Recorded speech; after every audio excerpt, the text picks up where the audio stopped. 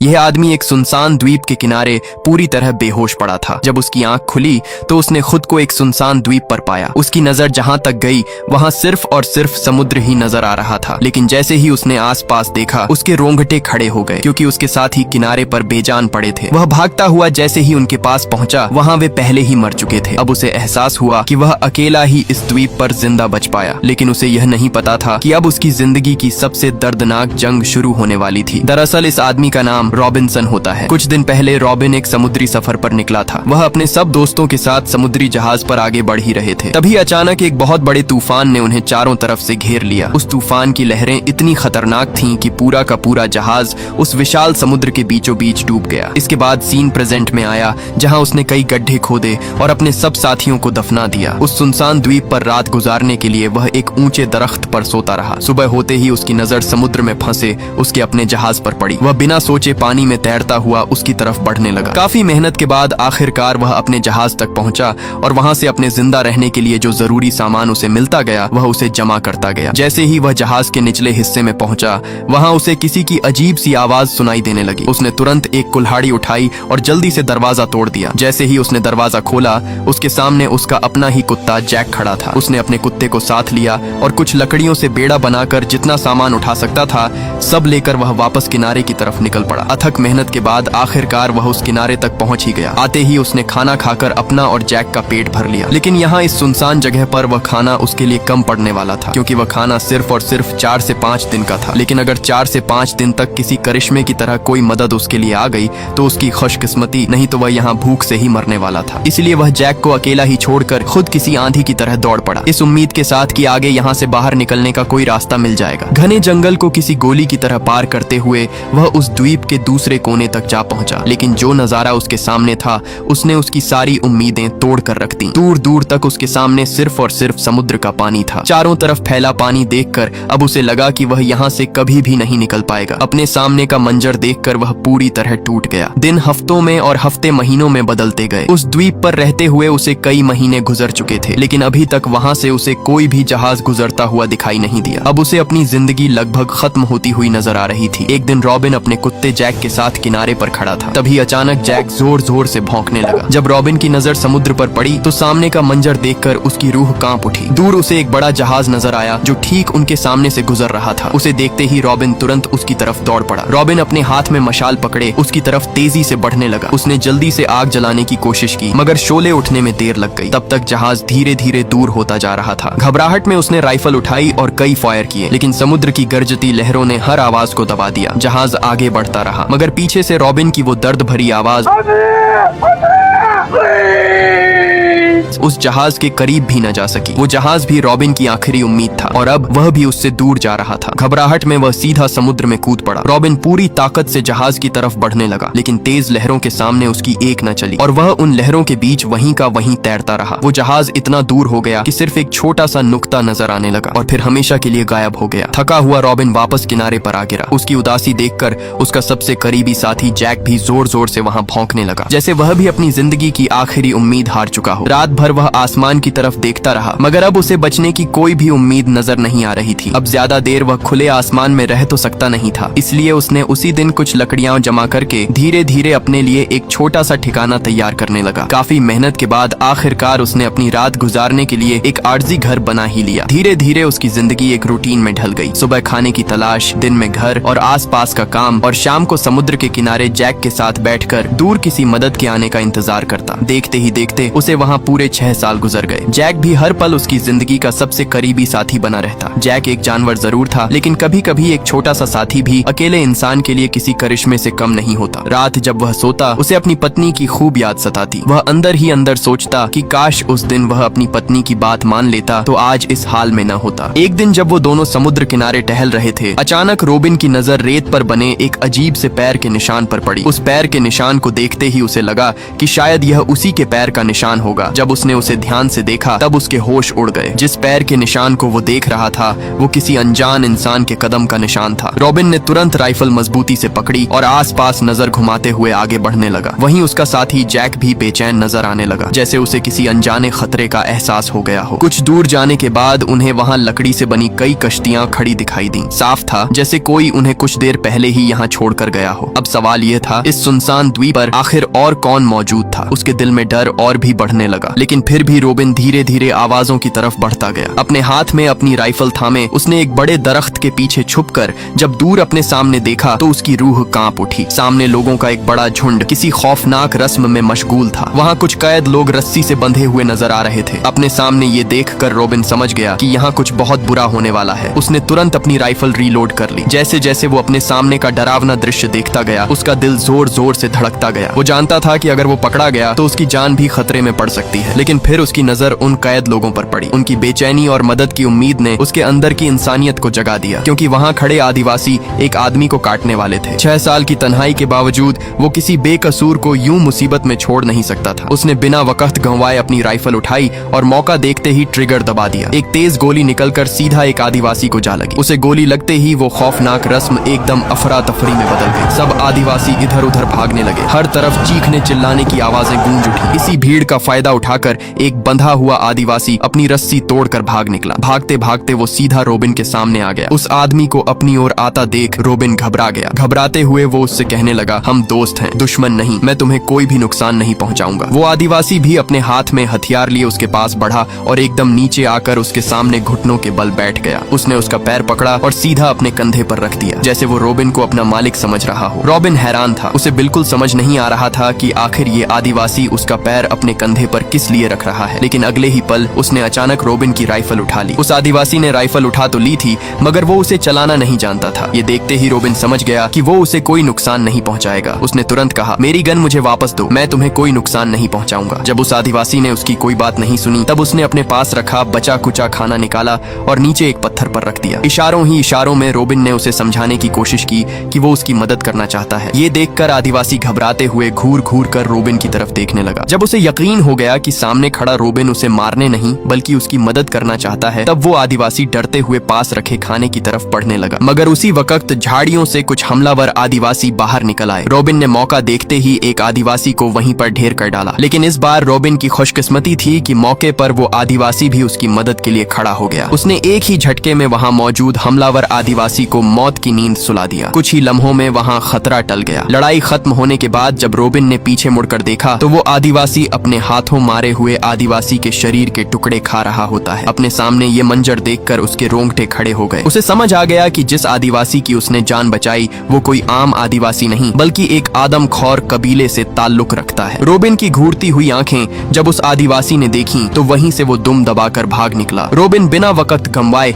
अपने ठिकाने की तरफ दौड़ पड़ा। वो अपने ठिकाने पर आते ही अपनी हिफाजत मजबूत करने में लग गया। उसने अपनी सुरक्षा के लिए घर के चारों तरफ जाल फैलाना शुरू कर दिए। रॉबिन ने चारों तरफ नुकीली लकड़ियां गाड़ दी, कई जालों और रुकावटों का इंतजाम किया। अपने सबसे खतरनाक हथियार में उसने बहुत सारी गोलियां भर दी ताकि खतरा आते ही वो अपनी जान की हिफाजत कर सके। अपनी जान की हिफाजत के लिए वो कई महीनों तक लगातार एक ही जगह पर छुपा रहा। दिन हो या रात वो हर वक्त चारों तरफ नजर रखता ताकि कहीं आदिवासियों का कोई झुंड उसका शिकार करने उस तक पहुंच न जाए। मगर अजीब बात ये थी कि महीने गुजर गए और किसी भी आदिवासी ने अपना बदला लेने के लिए उस पर हमला नहीं किया। आखिर एक दिन उसने फैसला कर लिया कि अगर खतरा उसके पास नहीं आ रहा तो वो खुद उसका पता लगाएगा। रॉबिन अपने हाथ में अपनी राइफल पकड़े अपने साथी जैक के साथ जंगल की गहराइयों की तरफ निकल पड़ा। धीरे धीरे वो घने जंगल से आगे बढ़ता जा रहा था, लेकिन कुछ ही आगे आने पर अचानक उसका पैर नीचे फैलाए गए जाल पर पड़ गया। उस जाल में फंसते ही वो उल्टा लटकने लगा। अब वो वहाँ बुरी तरह फंस चुका था। उसका साथी जैक भी डर के मारे उसकी मदद किए बिना ही वहाँ से उल्टे पैर भाग निकला। रॉबिन वहाँ अपनी मदद के लिए चिल्लाता रहा, तभी घने जंगल से वही आदिवासी बाहर आ निकला। उसने आते ही रॉबिन को घूरना शुरू कर दिया। उसने डरते डरते रॉबिन की नीचे गिरी राइफल उठा ली। उस अनोखी राइफल को देखकर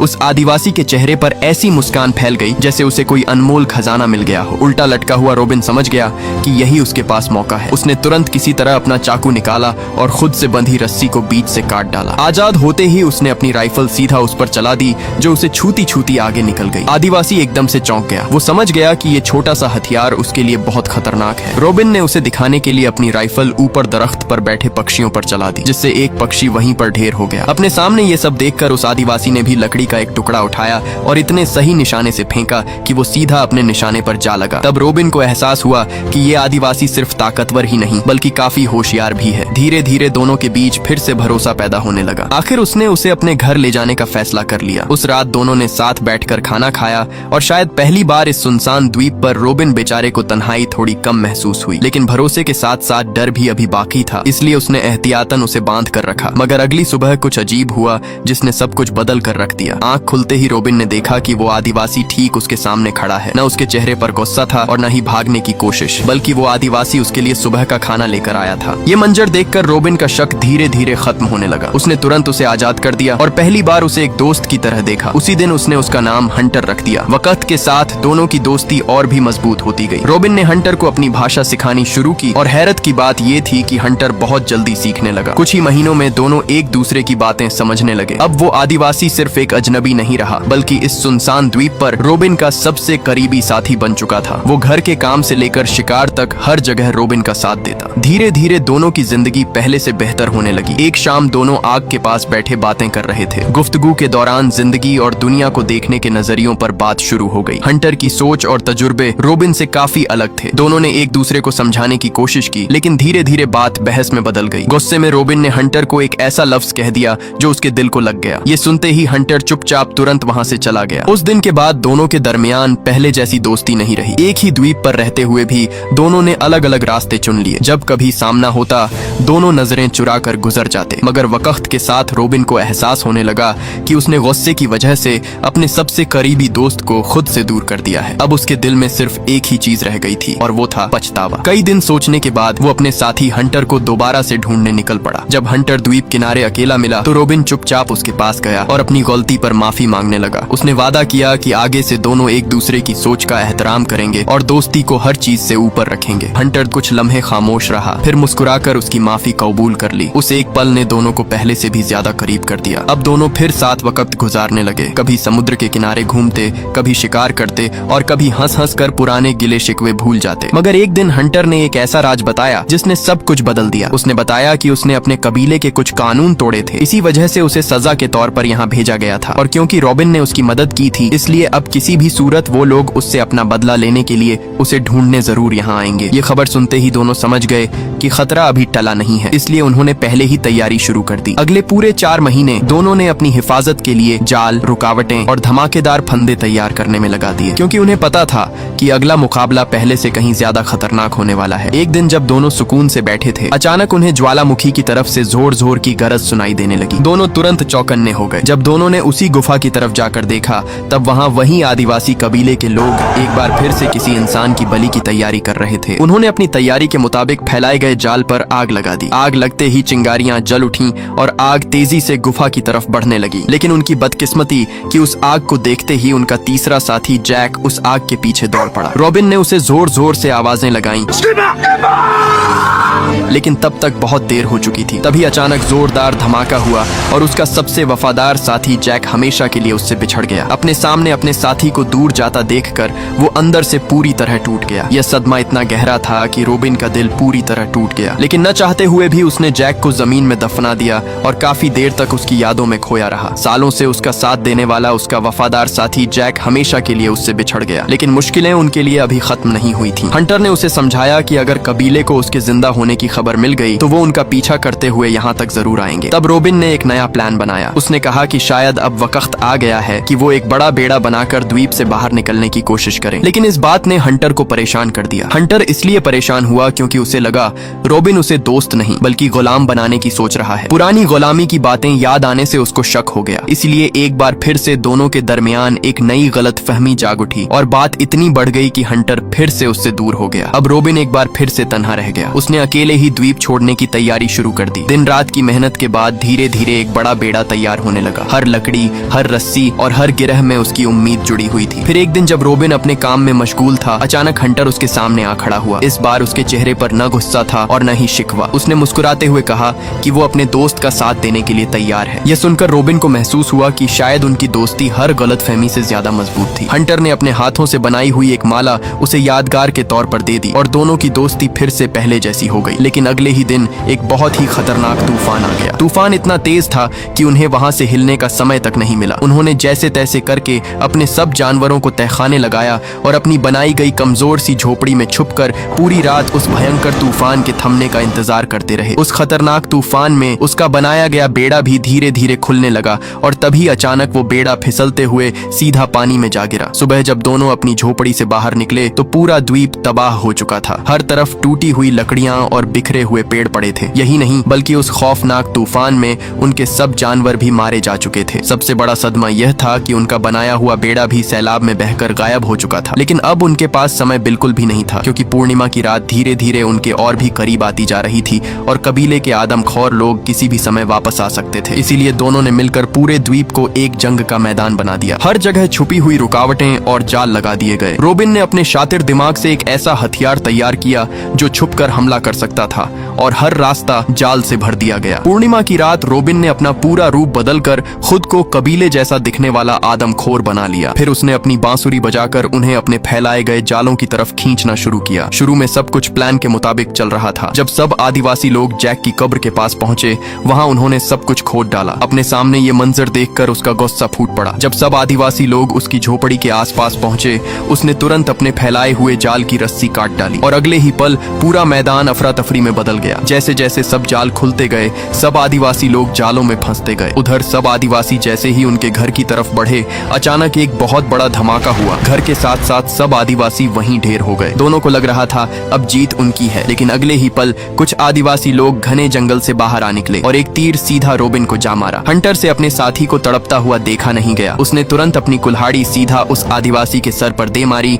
जिससे वो वहीं पर खत्म हो गया। उसने तुरंत उसकी छाती से तीर बाहर निकाला और जंगल की तरफ दौड़ पड़ा। उसने किसी तरह करके जंगल से कुछ जड़ी बूटियां ढूंढ निकाली और उसके जख्म भर दिए। मगर रोबिन की बदकिस्मती, पूरे 10 दिन गुजरने के बाद भी उसकी हालत बेहतर होने के बजाय और भी बिगड़ती गई। उसका जख्म इतना गहरा था कि उसके पूरे शरीर में इन्फेक्शन फैलता गया। अगर उसका जल्द ही जख्म ठीक न हुआ तो रोबिन की मौत पक्की है। लेकिन उसका साथी अब भी उसके साथ था। उसने फैसला किया कि वह रोबिन को अपने कबीले तक ले जाएगा। डर तो था, लेकिन उसे रोबिन की जान ज्यादा अजीज थी। वो तुरंत रोबिन को लेकर अपने कबीले की तरफ निकल पड़ा। जैसे ही वह वहां पहुंचे, दोनों को घेर लिया गया। वहां मौजूद सब आदिवासी लोगों को लगा रोबिन एक दुश्मन है, क्योंकि उनके कबीले पर कुछ लोग पहले भी हमला कर चुके थे और उस हमले में कई आदिवासी लोगों को पकड़ लिया गया था। इसलिए उन्हें लगा कि वो उनका दुश्मन है। मगर उसकी खुशकिस्मती ये थी कि कबीले के एक कानून के मुताबिक बीमार को मारना मना था, इसलिए उसका वहां इलाज शुरू कर दिया गया। मगर उस इलाज के पीछे उसके लिए एक खतरा भी था। उसी दिन फैसला किया गया कि जब रोबिन पूरी तरह ठीक हो जाएगा, उसे हंटर के साथ एक आखिरी मुकाबला करना होगा। उस मुकाबले में जो भी जीतेगा वही जिंदा बच पाएगा। पूरे 6 दिन बाद वो लम्हा आ ही गया जब रोबिन और हंटर दोनों एक दूसरे के सामने जंग के मैदान में खड़े थे। नीचे उनके तेज आग भड़क रही थी। अगर जरा सा भी हिले तो सीधा आदिवासी लोगों का खाना बनना तय था। अब फैसला दोनों दोस्तों के बीच था, या तो दोनों ही मर जाएं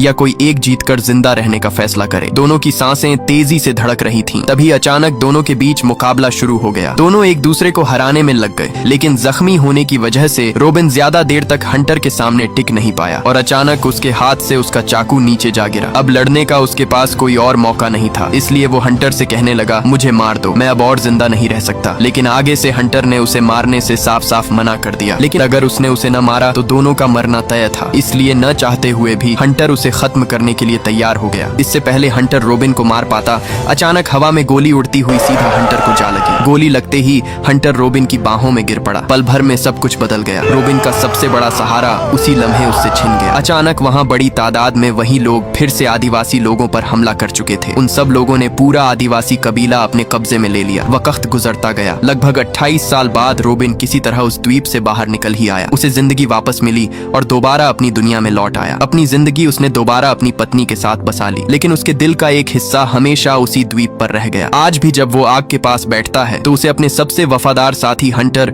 और जैक दोनों की याद सताती है। वो दोस्त जिसके साथ उसने जिंदगी के सबसे गहरे लम्हे गुजारे थे, हमेशा हमेशा के लिए उसके दिल में उसके साथी हंटर और जैक की यादें एक तस्वीर की तरह जिंदा रह गईं। और आखिरकार ये दर्द भरी कहानी यहीं पर खत्म हो जाती है। अगर ये वीडियो आपको अच्छी लगी तो इस वीडियो को लाइक और हमारे चैनल को सब्सक्राइब कीजिएगा।